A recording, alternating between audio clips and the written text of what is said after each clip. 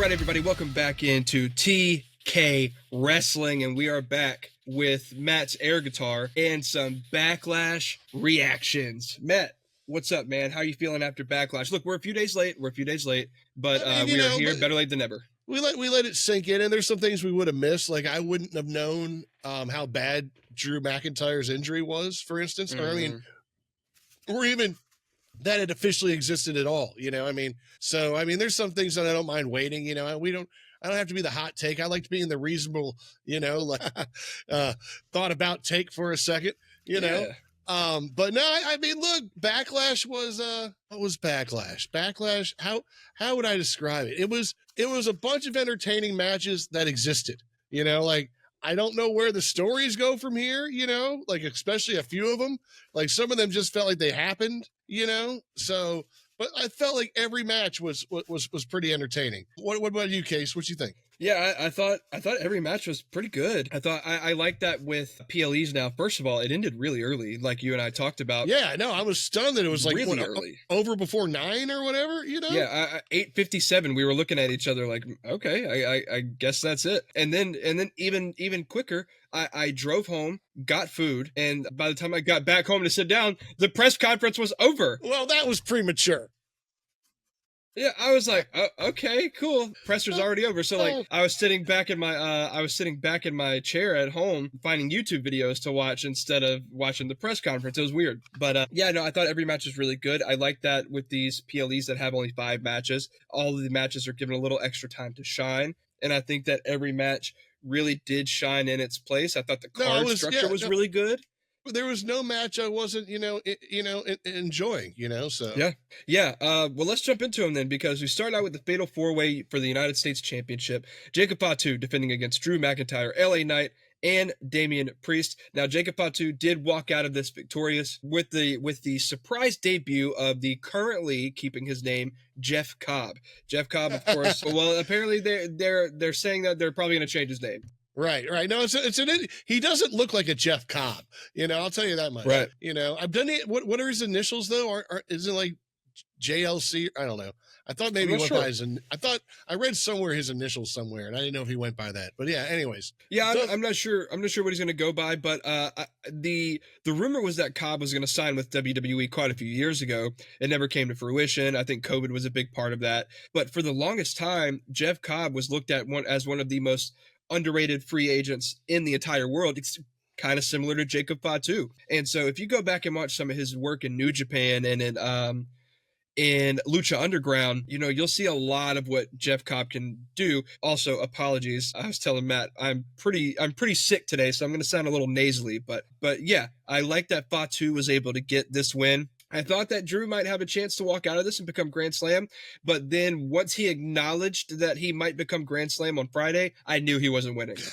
I knew my prediction was cooked. So I thought this was a really fun match. I did miss a good part of it, but again, it looks like LA Knight and Damian Priest might be the rivalry that's coming out of this that we're looking at in terms of like we said beforehand, those two guys look like they may be feuding going forward even more. I don't know, man. I don't know what comes out of this. I'm really curious because apparently that spot with Priest and McIntyre, like I said, didn't hit right. And I'm wondering if they were supposed to be out of the match the rest of the time, or if like when that didn't hit right, that was it. You know what I mean? Because Drew apparently smacked his head on the concrete pretty good or whatever.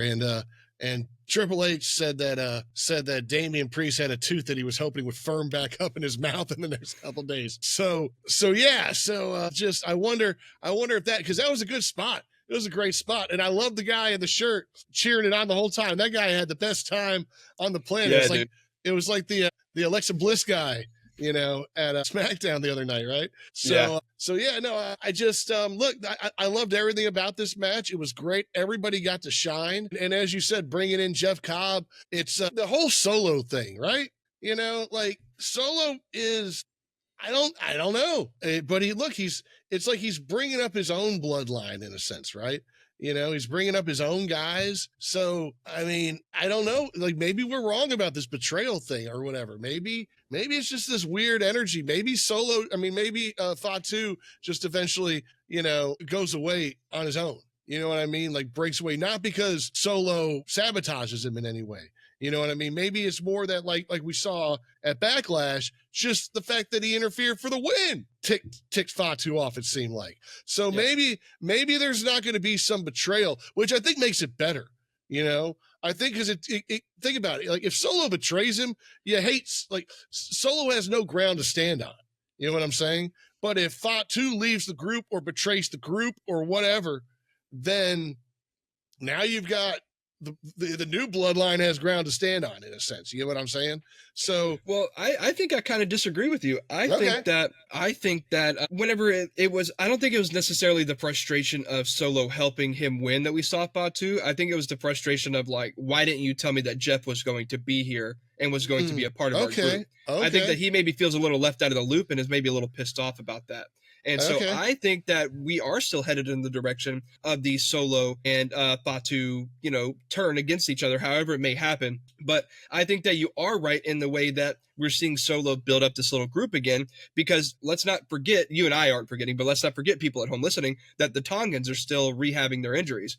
And so if all of a sudden the Tongans come back and it's Solo, Jeff Cobb, and the Tongans, and they turn on Jacob Fatu. When is Jacob the best? It's when he's got his back against the wall and he can go crazy and he can just go ballistic against all these guys. And so I actually wouldn't be shocked if we do see Jacob Fatu and Solo. I still think that we're heading towards SummerSlam. I think that SummerSlam is still the move, and we have Money in the Bank qualifiers coming up soon. So I wouldn't be surprised if over the next few weeks, the Money in the Bank qualifiers start, and maybe Solo or Jacob is in the Money in the Bank match, and one of them costs the other that match as well. So there's so many different ways that this could go, but I do still think that we're heading towards Jacob and Solo at some point. That to me is the money match, in my opinion. All right, no, I think it's going to happen. Like I said, I just don't think it comes from. I feel like Fatu leaves, Solo doesn't betray anymore for some reason. I feel like it's just, I don't know. And look, I love everything about this match. I think this was the best match of the night. Probably it was close. Like I said, a lot of good matches, but I think maybe it was a great way to open the show. And man, I'm just hope Drew's okay. Hope Damien's okay. And I'm curious because I don't know. I don't know if this rekindles the Drew Damien feud as well. Because you think LA Knight Damien, and I'm not going to say no. I don't know where LA Knight goes. I'm kind of with you. I think LA Knight starts moving towards the bigger championship belts now. I think that's kind of what we've seen. I think the way he's working that crowd, if now's not the time to take him up, I don't know when you're going to do it. He's working that crowd among those four guys, and he's still getting all the love, So I think it's time to move LA Knight up. I just don't know I don't know if I want to see more of this Damien Drew thing. I don't know what else there is to it. It's gotten pretty brutal, and I don't know how much more brutal it can get. So you can't really see it, but can you see that right up there? You know what that is? I can't see it now. That's the Money in the Bank briefcase. Oh, okay. All right. It's the women's one from a long time ago, but I think that's where LA Knight's headed next. I think he's your next there Mr. You Money in the Bank. I can see that. That gets him a title shot, or whatever. Well, and then maybe that even gives us the LA Knight John Cena title match that we've been wanting. Right. Oh my God, that would cook on the mic so hard, bro. I want that so bad. But yeah, I think we're both in agreement here. Excellent match to start the night. Excellent match in general. I might have to disagree with you on match of the night, which is where we're actually going to go next, because up next we had the Women's Intercontinental Championship defended by Lyra Valkyria, retaining over Becky Lynch. I thought this match was excellent. I loved the back and forth, the technicality of it, the real drama and backstory between these two women, not only including what's happened in the last few weeks, but just their history from, their lives in general. So I thought this match was really fun. I thought the women really shined here. And I told you, dude, I looked over at you halfway through the match and I was like, I think Lyra won me over, dude. She's really good. She's proven us to be great on the mic. Proven to be great on the mic. She can wrestle. We already knew she can wrestle, especially if you saw her in NXT. But this, I felt like was really, I feel like we've been seeing it over the last few weeks, like, it building up. But I really think this was Lyra's coming out party. I think we're done talking about her being the future. And I think she's currently one of the best on the roster. And she surprised me. I was really impressed with this match. Really surprised that she won. We all thought that Becky was the one that was going to win it. But maybe Bayley's going to come back and then we get a triple threat, and that's where Becky can win it because she doesn't have to pin Lyra. But I've said all I can say about this match. I think this was match of the night. but you tell me what you thought about it. No, this was a great match. It's like you said, all these matches were really good. This one, I mean, even the Gunther McAfee match, which we're going to get to, was entertaining. But look, I guess I've loved Lyra, and I hated that Becky was the rival thing, because I love Becky. So, but I've loved Lyra for a while. I thought, like I said, she constantly impresses me, and I thought Becky had to win this belt to give it legitimacy in some way, you know. And then midway through the match, like probably about the time where Lyra won you over, I thought to myself, my God, this is going to be such a brutal match that Lyra can win it, and it gives legitimacy to the belt. Like, that's what this does. And I just sat there, because I told you many times, I said, this was the one match I was back and forth on. I didn't know who to pick, because I didn't know where it was going to go. But this is what it had to be. For Lyra to win, this was the match it had to be. Just a slobber knocker of a match, both of them going back and forth. You think Becky's got it like 3 or 4 times. Becky thinks she's got it. You got to give Becky a lot of credit. The man throwing those ridiculous haymakers of frustration at Lyra and whatnot, just selling it so well, just so great. But yeah, no, Lyra getting the pin, and kind of surprise pin. Like I felt like it felt fast, and it happened right after Lyra got popped in the nose. And another one that made me wonder, like, did the match have like another 3 minutes, that like we got, turned over real fast? Yeah, maybe, because from what I've been hearing, I don't know if it's broken, but her nose was legit hurt. Yeah. She was really feeling it. No, she was holding it the whole time. Like, it was like she wasn't going to be able to do much else. It seemed like something happened. It was bad. I really, when I saw the spot, not only did it surprise me that she got like the little reversal into the roll up for the win, but when I thought about it, it really just, like you said, we both felt like coming into this that Becky needed to win in order for Becky to hold it, to raise the legitimacy of this title. And then Lyra goes out and has, in my opinion, the best match of the night, maybe the best match of her career so far, and does exactly what we thought we needed Becky to do. And she puts legitimacy on that title. And I think that the surprise little reversal into the roll-up is the perfect way to give Lyra her flowers by letting her keep the title, but also giving her like the little one up on the crafty bet. She was already 1-0 against Becky. Yeah, and she already 1-0. Yeah, exactly. And now 2-0, because not necessarily that Becky was not the better woman, but she let her guard down for half a second, and Lyra took advantage of that. And that's also part of the continuation of her growth, that I said I feel like she's no longer the future of this division. She might be the current. And we're similarly talking about LA Knight, how he dropped the US title earlier, or just last month, and we could be talking about Lyra dropping this title only so she can go to the main event scene. So Lyra may be world champion by this time next year. It's really hard to say, but I think that this match, just like the Fatal 4-Way and this rivalry for LA Knight on SmackDown, was perfect to catapult her in the right direction. I think more people are behind Lyra than have ever been, and I think she's ready for that catapult to the main event scene. Yeah, no, I'm curious. I'm curious how it goes. I'm curious because Bayley not showing up, you feel like Bayley's got to show up eventually, at least with Becky.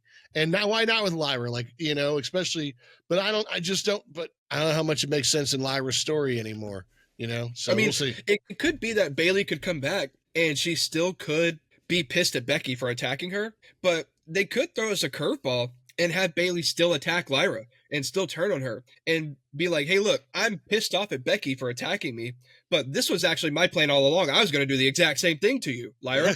I was also going to turn on you and try to take that title from you.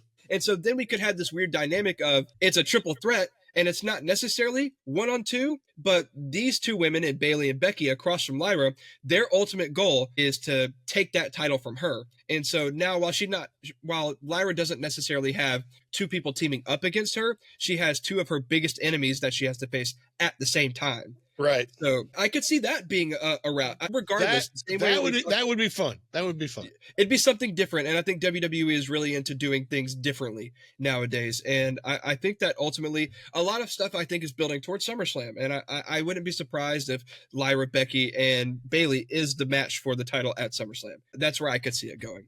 But we're going to stay with the Intercontinental Championship just on the men's side. Dirty Dominic Mysterio retaining over Penta in what we thought exactly what it was going to be. A good match with a lot of shenanigans. And it was a good match with a lot of shenanigans. Yep. Yep.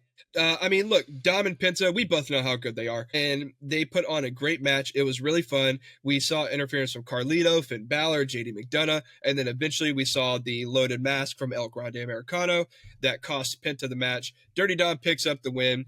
Let me see. The crowd, dude. The crowd was so behind both of these guys. And I think the crowd not only elevated this match, but I mean, that's really it. The crowd elevated this match, took not only a great match that it already was, but made it to where we looked at each other. You know, because they were chanting the dirty, dirty Dom, dirty Dom. They had like a let's go Penta, dirty Dom. Yeah, exactly. Going, you know? Crowd and see, that's the thing, man. We've been missing that with US crowds for so long, and I think the overseas crowds really made the crowds here back on home base really step it up, because WWE was starting to say, hey, look, these crowds, they're spending the money no matter how expensive it is, and they're showing up and they're really hyped. They're making the stadium shake when we're here, and the states really had to step it up. And I think St. Louis was a fantastic crowd. No, St. Louis is pretty solid. Like I said, Omaha still right now is my favorite crowd, U.S. crowd, which is crazy. Omaha, Nebraska. Yeah, but right? Omaha turned it up. You know, don't get me wrong, St. Louis was great, like I said, but I think Omaha still has for me number one so far. You know, coming back to the States. And what I really liked was watching, because they gave Dom a little more freedom here in terms of like actually getting to utilize some of his moveset. And there were a few moves that he hit, and you were like, oh my, whoa, okay, Dom. Like I didn't know you were like that, Dom. You know, and I think that's going to be part of his babyface turn eventually. Is they're starting to. Here's why I think Dom's heel turn and his character for the last 3 to 4 years has been so brilliant. Ever since he separated from Ray, you could see that he still was kind of green in the ring. I mean, Dom's debut match was a match at SummerSlam against Seth Rollins. That's it. That was his debut match, his first match ever. And so when you look at, he turned on Ray and he joined the Judgment Day. And you talk a lot about how, well, I don't really get to see Dom do too much. He's like a little chicken, you know what, heel. And that's the whole thing. That's the whole point of this heel turn that he's been in, is behind the scenes, he's been busting his ass. And so now they can slowly start letting him show some of that moveset that the crowd loves. And that's going to help him turn even more into a babyface. By the time they kick Dom out of the group, it's going to be explosive how much the crowd loves him. And by the time they do turn him on him and he joins up with Ray again, that reaction is going to be nuclear. Like, it's going to explode the arena that they're in whenever they rejoin. So I think this was not only a great match and great in-ring work, but I think this is great psychology by WWE and whoever produced this match. Whatever backstage producer produced this match, kudos to you. I think it was perfectly executed. Yeah, no, Dom looked really good. Penta looked really good. Friday Americano could have given a better headbutt. You know, it was a little weak headbutt there, you know. And also, you know, it's interesting that all these pins Penta's taking all of a sudden, because, you know, I think he came out like 5-0 or 4-0 or something like that.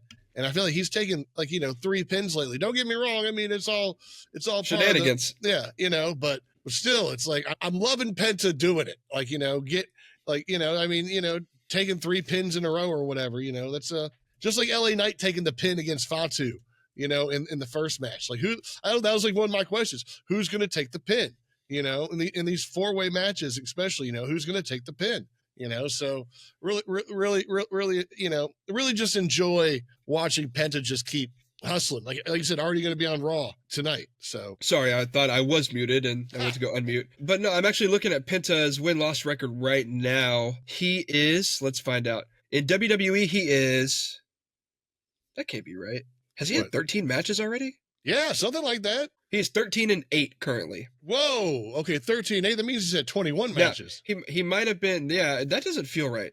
That feels like a lot. I'm gonna have to find another. Let me go to cage match. Yeah, for the Pro Wrestling Database. No, that's right. He's 13-7 technically, unless this is not updated. I didn't realize he had so many matches already. Did he have some matches like ever before? Like, was he ever in WWE or NXT? This is specifically for 2025. Oh wow. He's had 21 matches, 13 wins, 7 losses, 1 draw. Has he done some house shows or something?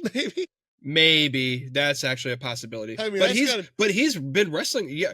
I think he debuted at the beginning of January. So he's been out there. Don't get me wrong, but 21 matches still feels like a lot. Like, I could be wrong, but 21 feels like a lot. No, I'm right there with you. It does feel like a lot of matches. No, here we go. I found him. I found him.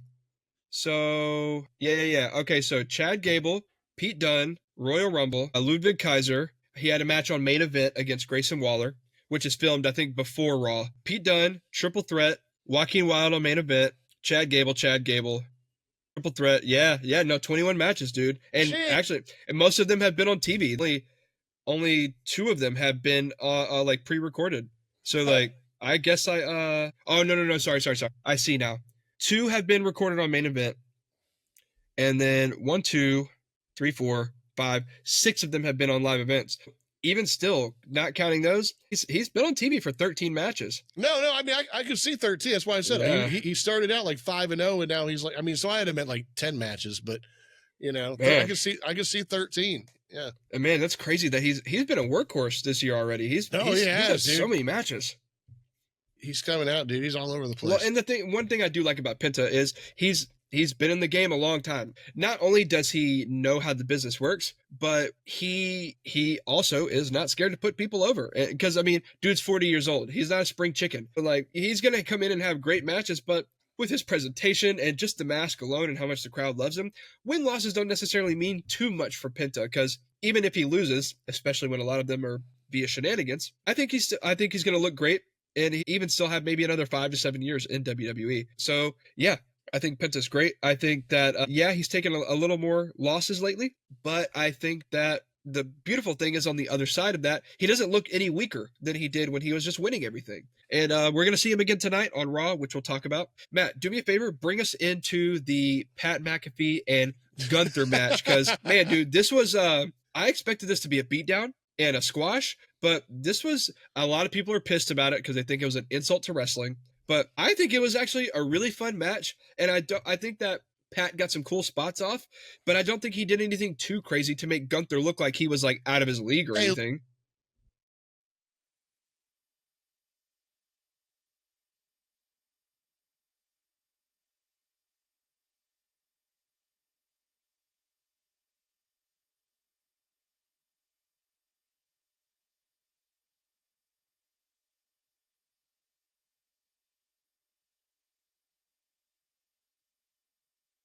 McAfee did that. What, like I said, didn't land it on Gunther. Landed on his feet, even didn't fall over. You know, that's and McAfee's no small dude either. No, you know, he's not like a cruiserweight out there. He's a decently sized guy. We were really surprised to see him not have a shirt on. That was when he took the shirt off. I was like, really? We had McAfee no shirt? Okay. Look, let's not forget, McAfee is a former NFL football player. Yes, a punter, but that doesn't mean that he doesn't know how to work out. The guy is on television all the time. He takes care of himself. You know that. He's around sports all the time, so he's not going to, go around being a slub. He worked out. They didn't just decide this match, 2 weeks ago.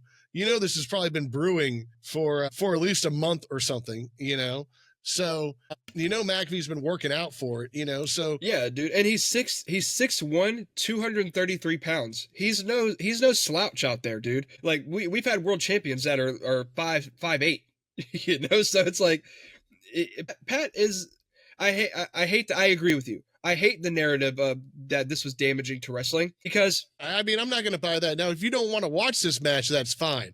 Right. I've got no problem with you saying you don't want to watch this match, or what does this match do?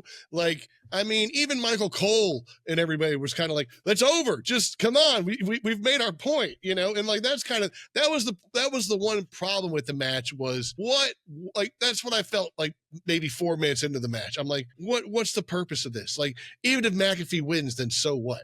Like, if McAfee, because I mean, if you got to think to yourself, I mean, if he's a punter, I'm imagining that if Pat McAfee landed a kick just right, he'd do some damage. You know what I'm saying? Yeah, dude. I mean, he knows how to sling that foot. I mean, so. And let's not forget, you remember the clip of McAfee on that punt return, laying the punt returner out. Oh, like I said, he's a football player. Yeah, like I said, he's a football player. He's not, like I said, he's not an everyman punter. I mean, it's like we all like sit here and like watch punters do other things, you know? Like, he is a guy who's, I mean, it's like Logan Paul. Like, people don't think Logan Paul's like legit or whatever, or they're sick of him. I'm like, Logan Paul is great. Some people are made for this stuff. You know, they are. And in some ways, McAfee's made for this. He just found out too late that he was made for it. You know, imagine if McAfee did this instead of playing football. He'd probably be, you know, he'd probably be a tag team champion at least. I bet you. I bet you McAfee is. Yeah, I agree with you. And imagine if instead of doing like the Bob and Tom show, learning the production side, imagine if he was just like training for wrestling on the side, and then when he quit football, he just jumped right into it. You know, right. That could have been one thing too. I mean, I'm glad that he shadowed Bob and Tom for so long on that radio show, because it gave us the Pat McAfee show as we know it today, which you and I both love. But yeah, dude, the whole "this was disrespectful to wrestling" thing, I don't buy it at all. We've seen things that were much more disrespectful to wrestling from much more esteemed and highly touted people within the business. This was meant to be a squash, and even though Pat got some offense in, it was never anything other than Gunther's ego preventing him from putting away the match faster than it could. Right. So that's the real takeaway. Because like let's be real here.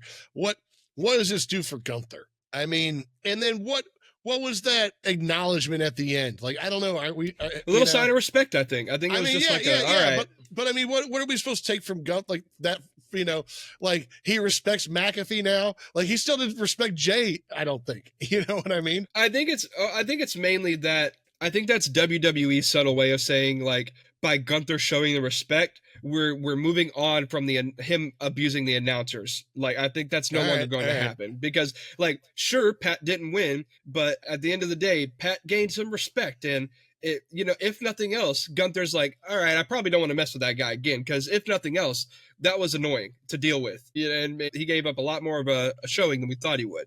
But I thought it was a fun match. But where does Gunther go next now? Like you said, where? I still think the move is Goldberg. I mean, I don't know how we get there, but we're going to get there somehow. That's what I kind of. We're probably going to find something out of Raw tonight. I thought the Goldberg thing kind of was dead now, you know, and I'm fine with that, because, you know, I mean, all right. So I still think that's a SummerSlam thing, or a Saudi show, or a foreign show. Well, you know, we're not going to Saudi until next year now for Royal Rumble, I think. The Crown Royal event that's right. is the in Crown Australia. Jewel is going to be in Australia. Yeah, Crown Jewel. Yeah. I mean, Crown Jewel's in Australia. I mean, but he could do, like I said, if not a Saudi show, it could be like a foreign show. So he could do the Clash in Paris, or he could do the Australian show.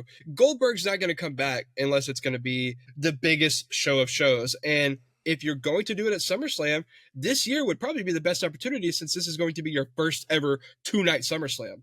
So you could have Gunther and Goldberg even main event one of those nights without a title being on the line. I wouldn't want it, but if it's going to be a fast-paced match, we've seen it, like, so many people didn't want Brock Lesnar and Goldberg at WrestleMania 33 because the last few times we had Brock Lesnar Goldberg, it was not good. Mm-hmm. But then they went out there, they put on like a 6-minute match. It was basically a finisher fest, but it was just 100% from go, and it was an excellent match in only 6 minutes.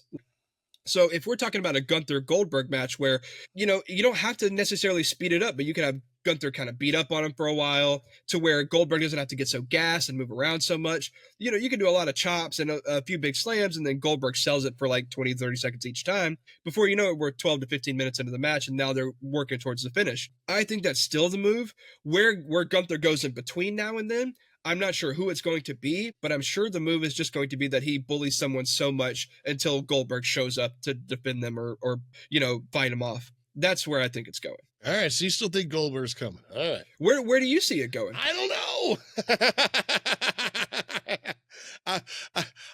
I mean, you got to put your fantasy booking hat on for next time we come to the pod. I mean, no. I've been thinking about where Gunther goes. I kind of want him just to go away for a minute, you know. But I mean, like, they had that opportunity with the suspension for McAfee and whatnot for earlier, so they didn't. And then when they don't bring Goldberg out, like I said, okay, then where are we going? Because he's not going after Jay. He's not going after Cena. I mean, is he? Is he gonna? I mean, I don't think so. Now, if you would have asked me last year when Cena announced his retirement tour, I would have told you that we were getting Gunther Cena at some point.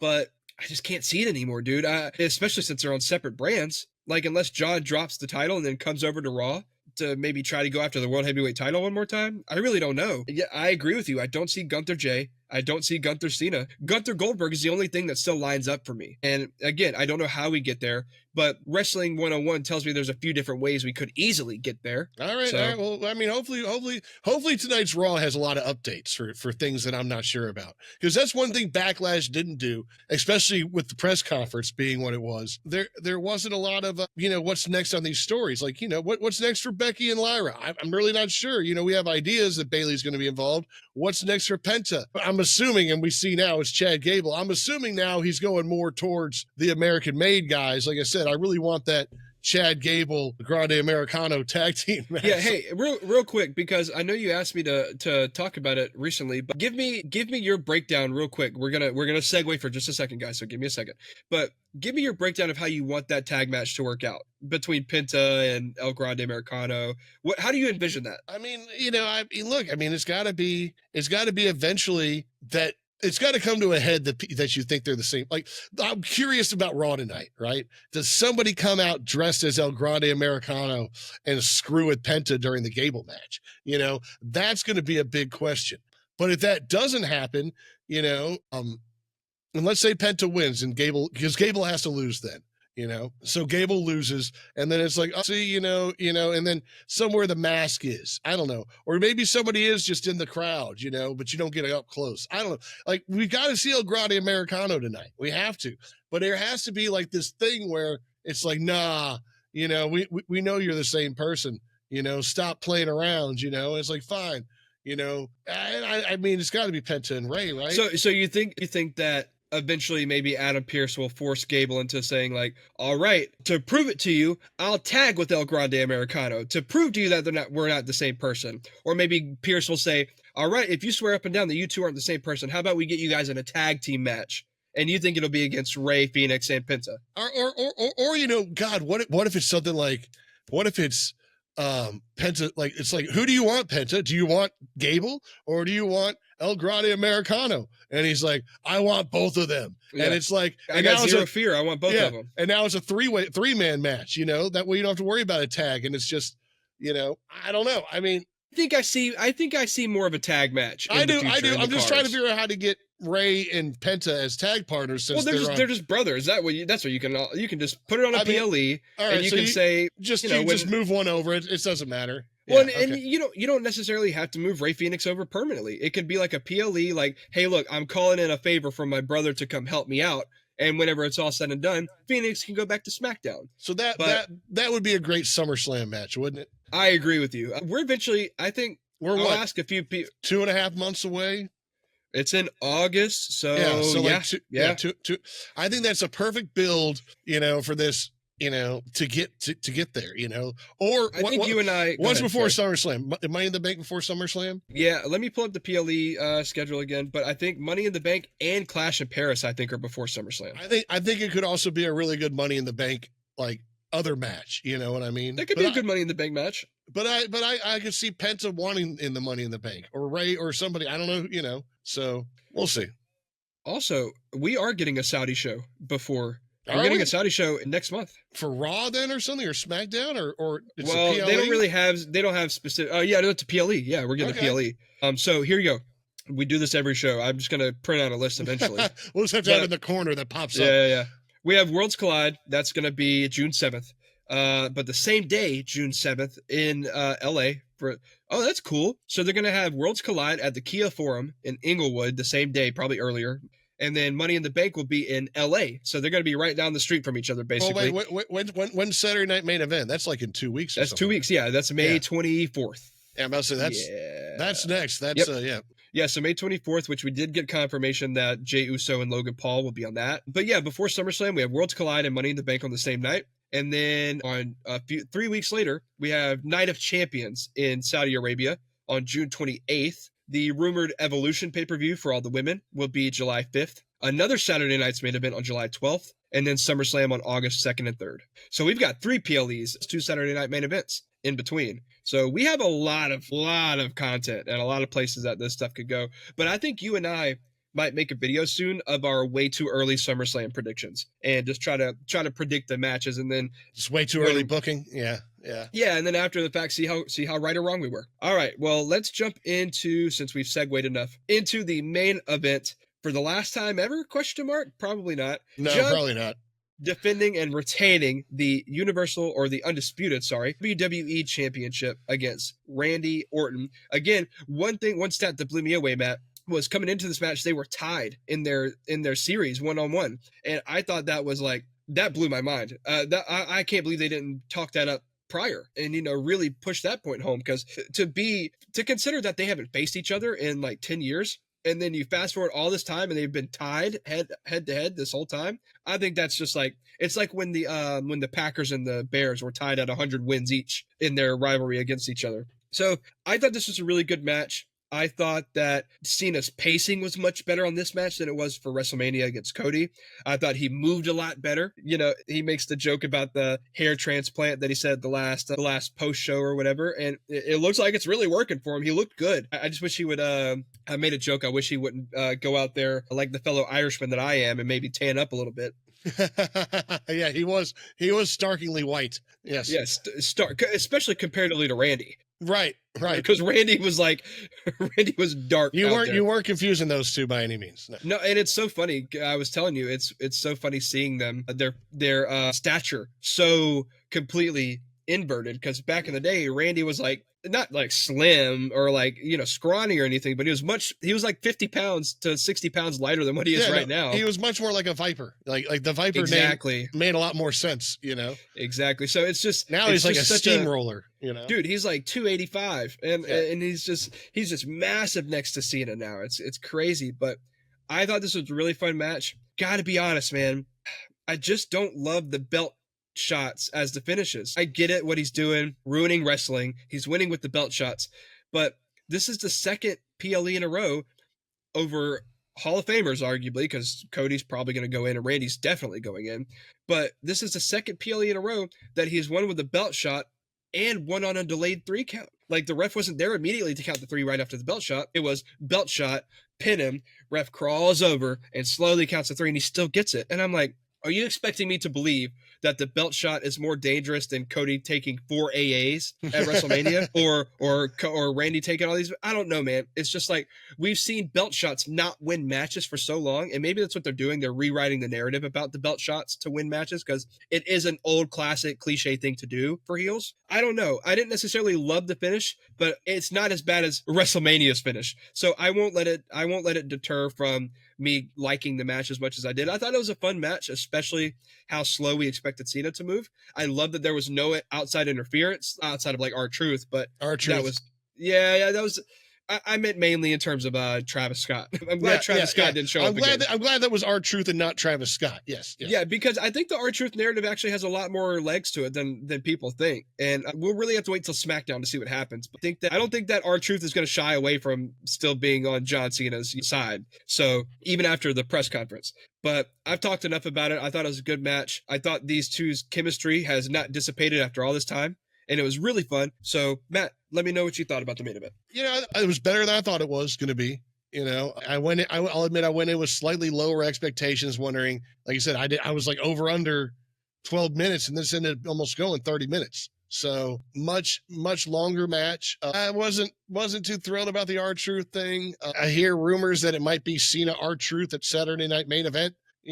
So that could be a match. Orton looked good. I loved watching him RKO the entire, all the managers or whatever, and all the WWE personnel. I love just the RKO after RKO after RKO. That was fantastic. A lot of fun.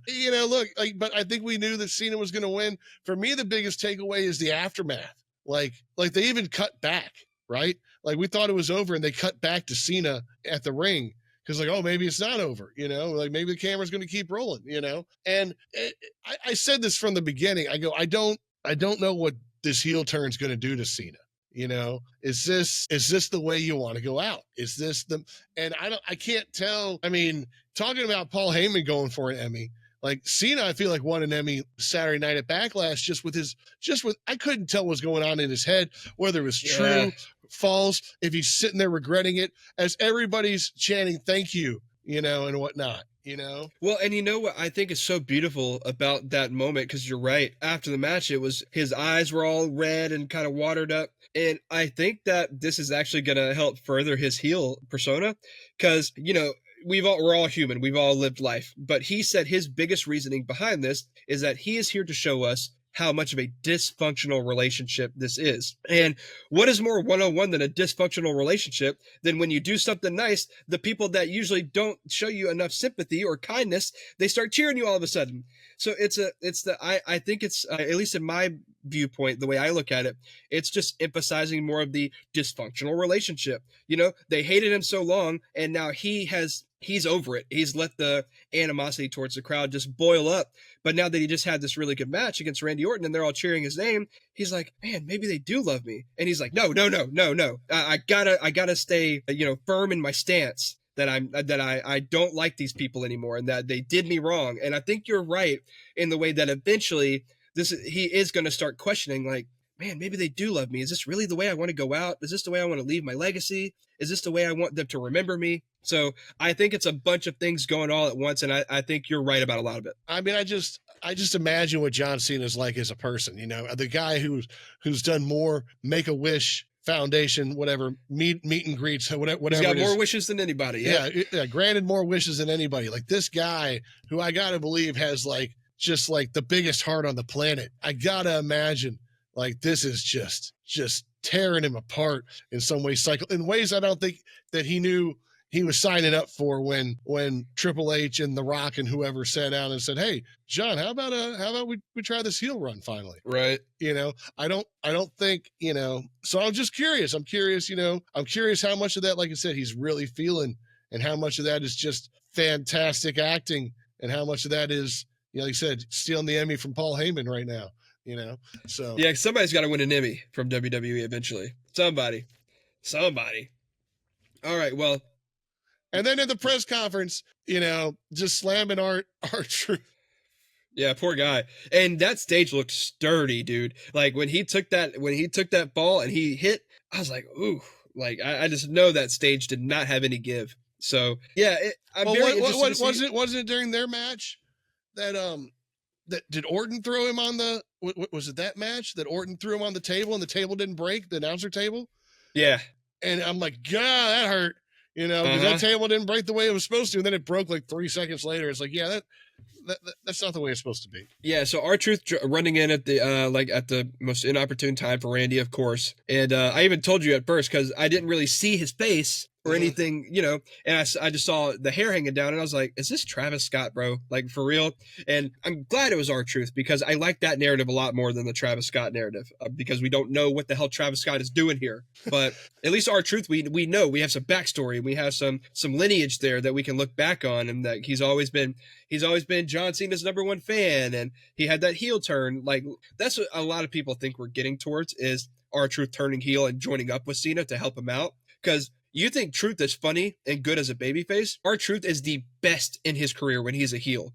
When they let him just fly free and he's able to be, in, for lack of a better term, an asshole in the ring and out there on the mic, he is excellent. Maybe one of the best heels that John Cena ever had to face back in the day when John Cena was in his main event run. So I think there's a lot of legs to this, and a lot of places that it could go. I don't exactly know. Like I said, we'll have to wait for SmackDown to really get some more details about this, if Cena's even on SmackDown, because we know Cody will be there. We don't know if Cena's going to be there. We don't know if Randy will be there. We don't even know if R-Truth will be there. So we'll really have to wait till SmackDown. Overall, you say your best match of the night was the Fatal 4-Way. I'm going to go with the Women's Intercontinental title match. Did you have a match that disappointed you, or did you think any of the matches were bad? Because I really liked every match. I thought this was I thought nothing disappointed me. Like I said, the Gunther McAfee match somewhat impressed me, because I thought it was going to be just a quick squash and whatnot, and just the amount of back and forth was pretty entertaining. I mean, no, like Becky Lynch, Lyra, that is a close second. That if I think just the nose break and not knowing that's how it's supposed to end, because that just felt like such a quick pin. Like I wasn't ready for it. I was ready for them to do the whole, you go 1-2, I go 1-2, you go 1-2, I go 1-2. And I go 1-2, you go 1-2-3. What? Yeah. I was like, what? So, no, that, I mean, and I don't know, maybe that was the best match in some ways, but I thought watching all four of the guys in the beginning, they just kicked it off. They went hardcore. Like I said, the priest choke slam from whatever 20 feet up onto the tables was great. Like I said, just watching everybody just kind of solo out for a second in the beginning. Everybody got to shine. And then, Fatu retains the way Fatu does. And I feel like, but at least those two matches are probably both our favorites because they both further, I feel like, stories the most as well. Yeah, I agree. And from what I'm seeing from most reviews and most people grading the show, those two matches basically have the exact same grade for most people. So we're not in the minority here. We have the 1 and 2 picked up that most people have as 1 and 2. So I mean, overall, if anything, maybe my least favorite, which is hard to admit, was the Penta Dom. Maybe that felt like more of like you said, there was really not a lot of advancement in the storyline. I mean, I guess some with El Grande Americano, but it's just I think it's mainly that we both know how great of a match they could put on if there were no shenanigans and given like 25 minutes. And the shenanigans felt like they came to like I felt like when the referee kicked Finn and Carlito and all them out. I'm like, all right, good. But then immediately as that's happening, that's when, El Grande comes with a headbutt. So I feel like if there had been some space there, if we got in like 3 or 4 minutes before El Grande showed up without the interference, I think it would have been really a better match. So I guess maybe just the quickness of that was kind of surprising to me. I could see that. All right, so overall, I think we're giving the show a pretty good grade. We don't do star ratings around here yet, but I think we're both pure entertainment wise. I give it an A. Storyline wise, yeah. Maybe this kind of felt like a PLE that was more B minus, Yeah, well, this felt like a PLE that was more geared towards the wrestling, anyways. Where it was like the first 4 matches, you're gonna get all your wrestling, and then the last match, we expected to have a lot of storyline integrated into that, and that's kind of where we got the least amount of storyline, to be honest. Right. So, all right, well, let's talk about Monday Night Raw real quick before we get off of here. Monday Night Raw tonight, of course, we're going to figure out a lot of answers to our questions. This Backlash PLE had no World Heavyweight Championship match on it. That's going to be at Saturday night's main event in a few weeks. Adam Pearce confirmed that we're going to hear from Jey Uso tonight about the attack from Logan Paul after the show last week. We're also going to get Penta and Chad Gable again. Where does that go with the El Grande Americano storyline? We don't really know, but we'll find out tonight. I think Penta is undefeated against Gable since he has started in the WWE as well, including house shows. We get CM Punk back for the first time with a mic since WrestleMania. So who knows what we're going to hear from him? Where does he go? Are we working towards that tag match at Saturday night's main event now? Because I really still think that we're getting a tag match in some way. I really don't know what, but I'm excited to hear from Punk. Punk and Sami Zayn against Braun and I don't think, maybe, but I really don't think that's where we're going. I really think that we're eventually getting Roman. I mean, because Roman's not coming back for Saturday night. He's not going to be there. There's no way. Well, we still got 2 weeks. He might. Too soon. I think it might be too soon, but if you're asking me who the tag team partner is going to be, Sammy doesn't make sense because I think he's going to be more integrated into the Jey Uso storyline pretty soon. I mean, outside of I guess Sammy could, but you just have number one choice. Like I said, we're doing Marvel Civil War right here. Like I said, you got Iron Man versus Captain America, and like I said, if CM Punk's Captain America, who's he going to get? He's going to get somebody who like it's Bucky first, his Winter Soldier first to tag with him. Then he's going to go get a Black Panther. He's going to go a long way down the line before he goes and gets a Thor or a Hulk, which is what Roman is. You know what I mean? I mean, maybe the tag match is SummerSlam. Maybe that's where we see it. Maybe the tag match is down the line. Maybe this is just a one-on-one. Maybe we get Punk and Braun at Saturday night's main event, Maybe that's the match we're working towards, where Seth doesn't necessarily get his hands dirty yet because Punk has to work his way up towards Seth. And it's going to be a long time before we get to see Seth Punk get his hands on Seth in a one-on-one. That's a question then. So if Punk gets on the mic tonight, who comes out and interrupts him? Is it Paul explaining himself to Punk, or is it Braun just coming out there to just mess Punk up? It's not gonna be Seth, right? Seth's not coming out. Now, does Seth come out tonight at all? I don't know, because Seth should. He owns Raw right now. He's like the godfather of Raw. So Seth should be on the mic at some point. But if we know CM's coming on a mic, I mean, we're not going to see another Seth come out and disturb, and then they go at it for 30 seconds. We're not going to see that again. So Paul. Yeah, I think Paul, but and now that we talk about it a little more, I mean, Sammy does kind of make sense as the tag partner if they are going to go with a tag match. Maybe it does start off as Punk with the mic, Paul comes out, and then Seth and Braun come out to try to get the beat down, and maybe Sammy makes the save, and that sets up the tag team match. I could kind of see that, especially since Jey is kind of preoccupied right now. with Logan Paul. Who else on Raw can make the save? Other than Sammy and Roman, I'm really struggling to find a name that makes sense, because at this point you would have to integrate a new person into the storyline, and I just don't see anybody that makes sense off the top of my head. Yeah, that's what I'm saying. I don't know who else fits right now, unless there's somebody I'm not thinking about, or that you like. Oh no, what about so and so? Like, oh yeah, yeah. It would have to be like, again, like if Sammy or Roman makes sense. If Karrion Kross comes in the story, that's way too early for that too. So, I think so too. So yeah, I still think there's legs for carrying with other people on the roster for now. So I think we're nailing the head here. I think it's got to be Sammy for you, or Roman if Roman were gonna come back already. I don't know that he shows up on Raw tonight if Roman does come back, but he could show up next week, and then that could lead to the tag match. So we'll have to wait and see. But main event, or I'm assuming is going to be the main event for tonight, is going to be Rhea Ripley and Io Sky teaming up against Roxanne Perez and Julia. I think this match is going to bang. I think it's going to be a really good one. So it should be pretty fun. I'm excited to see the Rhea and Io dynamic, like we've been talking about for a few weeks, how they work out as a tag team.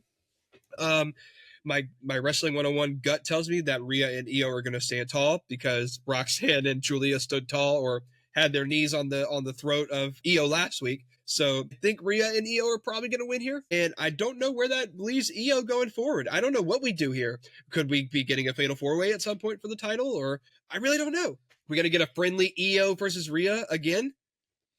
Matt, where do you see this going for your girl Rhea? I see interference tonight. From who? I don't know though. That's what I'm wondering. I'm trying to figure out who in the Roxanne, Julia. Do they have somebody in their stable who'd come out? You know them better than me. But well, they're not technically a stable. This is the first time we've ever seen them work together. Right. So, okay. Well, they're both former NXT at the same time-ish, sort of thing. Roxanne's now full-time. This is the first time they've... Julia's still NXT, right? Technically, but this is the first time they've ever done anything with each other on any roster they've been on. Oh, they weren't friends in NXT or nothing? No, because Julia wasn't a heel up till a few weeks ago. Yeah, well, I mean, who's an NXT star that would come join them? Is there anybody like that? I mean, that would be cool. I'm seeing them losing, and then like Io gets knocked out of the ring or something, and it's the two of them on Rhea, and Rhea's like fending them off, and then like somebody slips them a chair or something or whatever, and they just go to town. They don't care that they get disqualified and they lose, and Rhea and Io win by disqualification or whatever. I feel like it's going to come to it, and I feel like it's going to just hype that hate level even more. I feel like that's all we're going to do is hype this hate level even more, and then we're going to get like a singles match between Roxanne and Rhea or something like that. Yeah, I could see that. I'm looking at the NXT roster, and nobody here really makes sense that I could see getting called up right now. But at the same time, I didn't think Julia and Stephanie Bacquer were going to be participating on Raw either. So I don't know if there is going to be interference. It's going to be a surprise to everybody. I think. I don't think it's anything that we could see coming. Or like I said, or maybe it's just a DQ for like a chair. Maybe like I said, somebody just pulls a chair out. Maybe, but I really feel like Rhea and Io, if nothing else, are getting a clean win. There could be something post-match maybe, but this feels like we're setting our champ, because our champ looked bad I say looked bad, but she didn't stand tall last week. So I think now you got to make her look a little stronger. And I just really feel like that lends towards a Rhea and Io win, especially since Rhea is the bigger star. And out of this match, Rhea and Io one-on-one for the title again makes the most sense for me. No, it does. It does. I'm just trying to figure out when that happens. If that doesn't happen until SummerSlam or something, then I need something to keep building. And that's why Evolution. And that's work towards Evolution. I mean, but that's why I have Io not taking the pin, Rhea taking the pin, or getting the DQ by getting the chair in the back. And I see Rhea, because I feel like Rhea, everybody thinks Rhea's taking a vacation, and although she disappeared for Perth for a week to go hype that, I feel like this gets Rhea out of the rotation. And maybe you're right, maybe it happens post-match, but I feel like Rhea gets hurt at the end of this. I feel like Rhea walks away tonight worse for the wear, for whatever reason. Okay. So that maybe that's more my prediction. I don't know who wins. I feel like it'd be better if the non-surprise, if the surprise wins, if Roxanne and Julia win, because I think everybody expects Io and Rhea to win, So I called it Io. Like that's Io and Rhea. I thought you were about to say, Io and Io. Yeah. Io. That's their tag team name. Rio. It's Rio for me. Rio. Rio and Ia. Rio and Ia. Yeah. Well, look, we've talked about all the Backlash. We've talked about what we know about Monday Night Raw. Now, there's nothing left to do but wait and see what happens. So that's right. So yeah, if you liked any matches on Backlash that we didn't necessarily think were our favorite, or if you didn't like the matches that we thought were our favorites, or if we missed any points or anything like that, drop them in the comments below. Make sure you like, make sure you subscribe. Do all that stuff that you always do for all the other wrestling channels you like. So, Matt, I think that's going to do it for us. All right, bro. I'm ready for some Raw tonight. I'm ready for some Raw tonight. Ready for all these PLEs in between SummerSlam that we didn't realize we were going to have. So, all right. Well, this has been TK Wrestling. And until next time, we are out.